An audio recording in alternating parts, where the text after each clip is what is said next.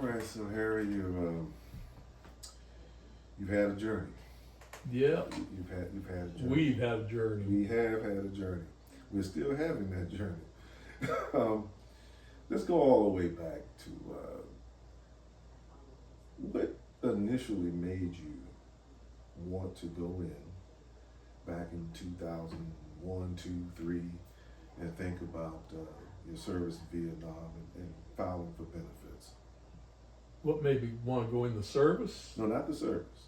What made you want to go into the VA and file for benefits? Actually, my friend Nestor and his brother Vic told me, but I was taking Nestor to the VA, Right. to the hospital in DC for appointments. Yeah. And of course, we talked because we drank together, we hung out together, and he told me, he said, go talk to him. Yeah. Go talk to him about your feet. Because like I said, I had problems with my feet, hurting, numbness. Right. And I didn't know any different. I didn't know any. I went and talked to them. And when they told me, I was kind of, what do you mean I make too much money? I said, there's people over there that make more money than me. But I never thought anything of it.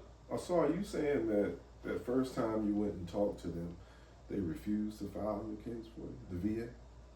Well,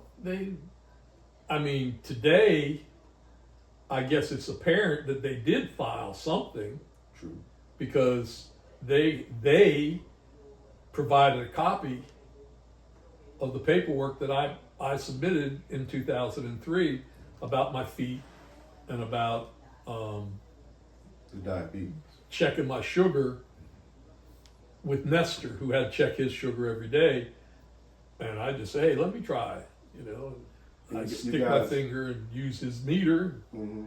And you guys did this at home. Yeah, at his house. And your readings back then at the home test, they were pretty high, right? Yeah, over 125, Yeah. So you took all this information to the VA. I mean, how were you treated when you went to first talk to these people? Well, like I said, the only time that I talked to them back then was that time in 2003. Okay. And they told me that I couldn't go there because I made too much money. But yet they were taking a claim for you. Well, I guess, I didn't realize that they were taking a claim when I filled out that paper. I didn't know, really, I wasn't a youngster, but Yeah. I wasn't aware of the process or what they did.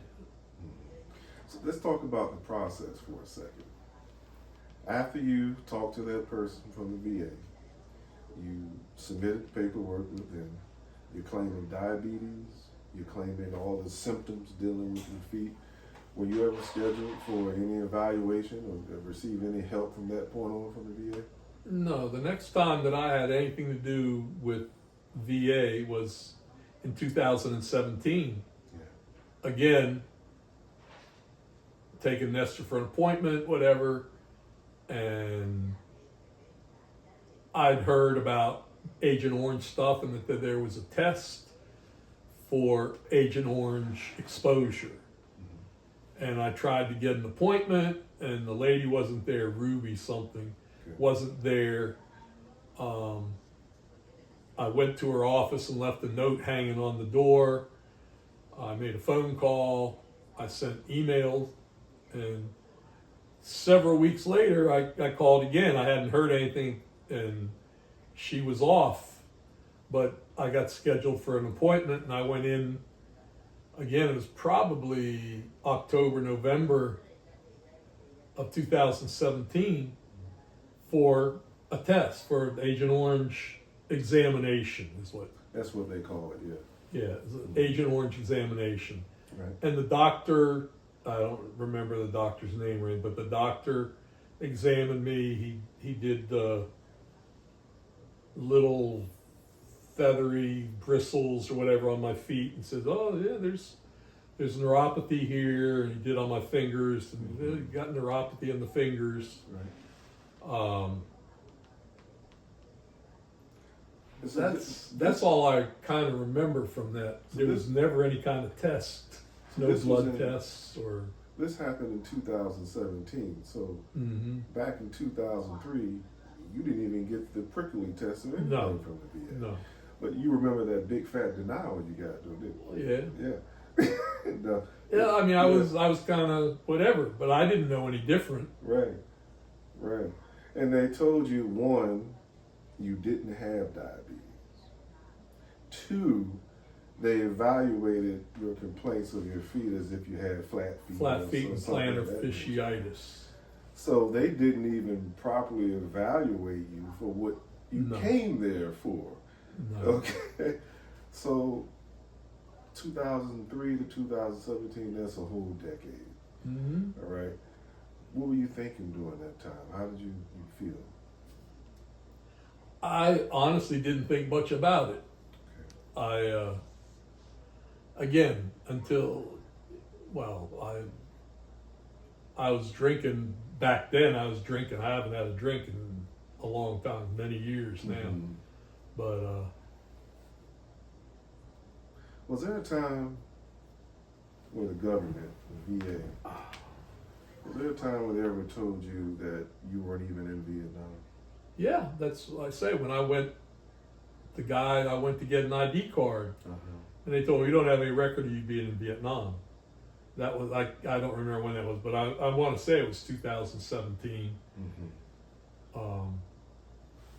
I don't know what. I can't tell from because it was later that I did get a card once they Yeah. straightened out. How long did it take them to straighten out your Vietnam service? Well, that day somebody heard what was going on and came and personally intervened and gave me their personal phone number and email address and said if they didn't get back to me by the next morning to contact them. They contacted me the next morning and said the records were found, that they showed that I was in Vietnam and they would take care of my ID card, the veteran's ID card. Security on you? Oh yeah, the security came in there, was going to escort me out because I was pretty irate. You're pretty upset about all that. Yeah. So we finally get this first round of claims filed. I mean, you and I came into contact. What were your expectations then? What did you think would happen? I really didn't know what to think. I really didn't. I didn't know. I knew that I had some problems. And of course, this whole time I'm going to my own doctors Right. who I still go to, who I still trust. Mm-hmm. They've provided records to the VA about my diabetes going way back. And then there have been other times since then where the VA has sent me to different doctors for examinations when I made a claim or whatever. They sent me different, I don't know. Those different evaluators. I want to talk about that for a moment. I know you've been on several Mm-hmm. of those evaluations. How's a VA exam different, experience-wise, than from your private physician? Oh, well, my private physician, there's blood tests and everything. I never had a blood test to this day from VA. I never had a blood test. The advantage to me with my private doctor is that she was also my parents' doctor before me. Right. So she had a history of whatever with the family, and there was a familiarity with whatever. And I was comfortable with her. She was a woman doctor, and she do whatever. I mean, when I say she do whatever, she filed. I'd asked for paperwork, and Right. she sent it to VA. Yeah. Or she gave it to me and I sent it to VA. Some of those VA. documents you actually gave to me, Yeah. and I got it. Like I say, over the years, my blood pressure, the diabetes, my sugar readings, over 6.5, they were 7.1, 7.3. You ever ask the VA why they're not giving you any kind of testing No, along while they're denying your claim? no. That didn't seem odd to you at the time. Between you and me, it didn't matter to me. Okay. I had a good doctor that was taking care of me. Right. I had my insurance from my government job. Yeah. And I was being taken care of. That's what I thought. That's what I never had any ideas about VA taking care of me for something. Mm-hmm. I did have a friend who had a situation that was a Vietnam veteran, and he had problems, and he did go through the VA and get things straightened out. Okay. So, I say we've been on about 1, 2, 3, maybe 4 hearings you and I. Mm-hmm. How was that experience like for you? The hearing, they were good. They were good. The one I wasn't too pleased with. It was a video during COVID. Yeah. I wasn't too thrilled about, not for any special reason, but I remember 2 of them we had on I Street in DC in the VA building Mm-hmm. that were very, like, going to court. Yeah. I mean, it was very formal, whatever, but the information that was available to me, I had a better understanding of things that were going on at that time. And Okay. didn't have any expectation. I think I got more, and I don't want to throw anybody under the bus. I think I got more, as well as I got understanding, more of an expectation, listening to other veterans that were experiencing the same things and were getting compensation. But, again, I don't want to throw somebody under the bus, because, like I say, it was, my buddies, Nestor and Vic, Yeah. Tommy, Yeah. other veterans that actually, some of them in worse shape than me. And I felt like I was fortunate to be where I was instead of in their position. But as talking with them and realizing that some of the experiences were similar, I got some kind of expectation on my part. As a veteran. Right. Then I might as well put in for and I don't know if you want to say fought for, but You fought for it. went after the benefits. That's right. You got to fight for them. There was a guy named John that was, at first, I somehow I got hooked up with him, and he was going to look into things, but nothing ever came. I don't remember anything, but that was later. Right.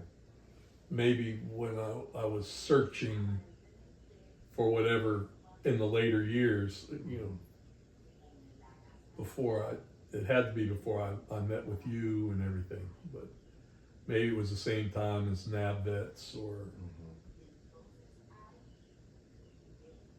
I don't remember. It was just something I remember the guy John. I know the name over at the AMC. He helped a lot of people. Yeah, he was known for doing that. I don't remember what happened, but he couldn't do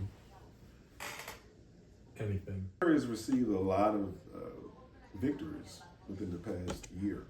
I think 3, with with beginning of this month or end of last month, rather, being the third and the biggest one. That if everything is, let me back up so the public will know. Cases like these, big settlement amounts, especially big settlement amounts, when they go up to court and come back down to the regional office for implementation, a lot of people get fired as a result of that.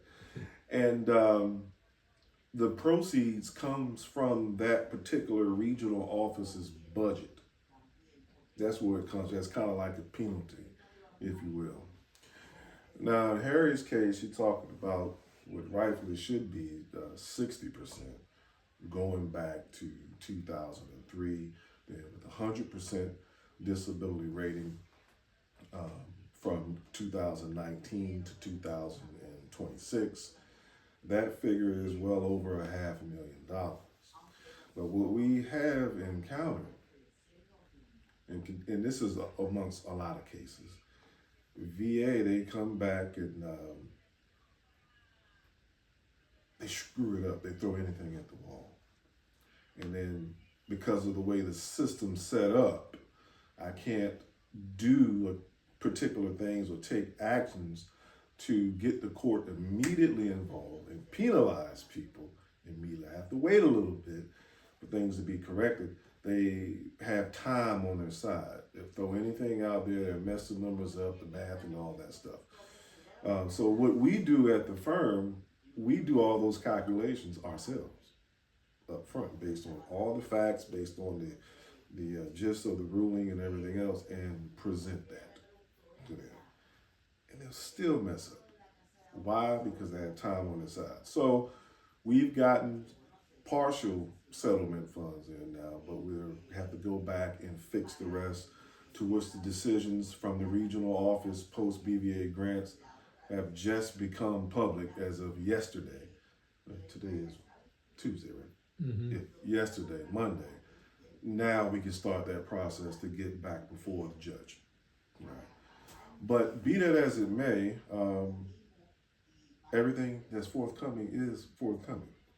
Not worried about that at all. But when you heard about the case being won, Harry, and I'll tell you my little spill in the back after I get your answer. But when you heard about it, when I first called you up and I said, hey man, we won, how did you feel?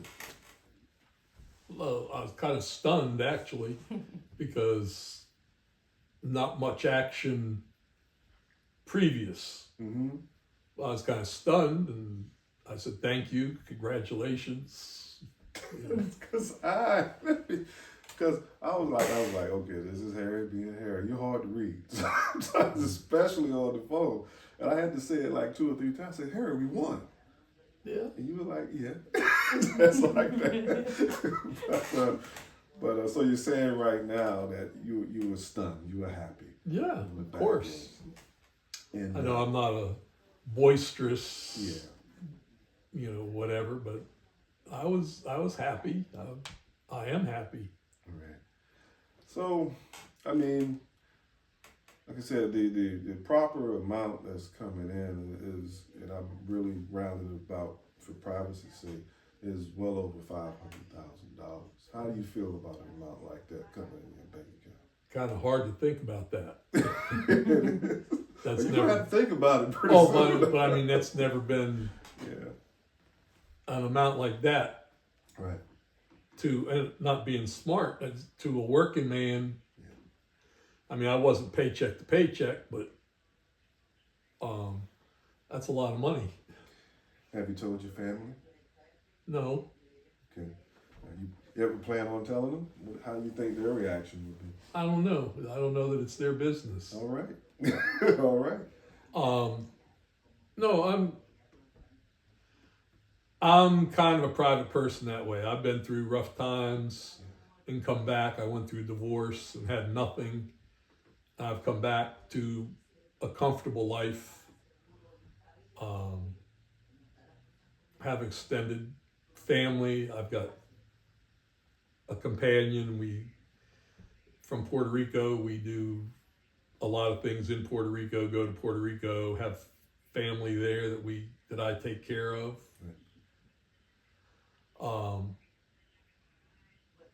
I don't think that everybody needs to know what I have or don't have. That's right. That's correct. And I try. I mean, I do my thing. I put my money, I invest it, I do whatever, and try to take care of my kids, my grandkids. I put money away for my grandkids. I have 4 grandkids, and I put money in the bank for them. They have money in the bank. My kids will be taken care of when I die. I think you kind of answered some of my later questions there. For me, and my involved, we're not done yet. Mm-hmm. So we're sitting here doing this interview, and I know we have another 2 cases out there, and I told you about the decision that we just got yesterday on the case, and I'm still I feel incomplete. Okay, so Yeah, well, now at this point, yeah. I do too. I never expected to get Anything. nothing big. Right. I know people get monthly. That's what I figured, I'd get a monthly whatever, and that's, I actually set it aside. I mean, I'm investing it and I do whatever. My daughter, who's the executor for me of my will, whatever, is aware of my accounts, but she doesn't have access until I'm gone. What I have. And again, and I have extended family where I say, because my companion has 2 kids that are my kids as well. I've raised them, taken care of them for almost 20 years. And there are grandkids involved there as well. And her mother, who just died 2 weeks ago in Puerto Rico, I was taking care of her and her needs. That's, again, I honestly never imagined a big settlement of money. I don't know, I don't think that way, I guess. Family man. Family man through and through. A humble man. That's what, I know it's being recorded, but that's the money that I got was in my account this morning. Right. I've already dispersed out to my kids. No sense in waiting till I'm dead to have something. They can use it now. So I have honestly dispersed to, I have two natural and 2 adopted. Glory Bell's 2 kids, I've already dispersed to them. Today, I've already dispersed. They don't know it yet. Say, were they happy? No, they don't. They don't know yet. Gotcha. They'll see in a couple days when it hits their accounts, because that's all that's going to their accounts. I'm not saying anything to them. It's going to be a great day for them. So you have me personally, what you put out there is what you get back. Yeah. And it seems like you put a lot out there, and you've given a lot to your friends, your family, and look what's being poured back in. I personally believe that, and like I said, you've hung around, and I pray you hang around some more. Yeah, I hope I'm around for at least another 10 years. Yeah, and I'll be right here with you.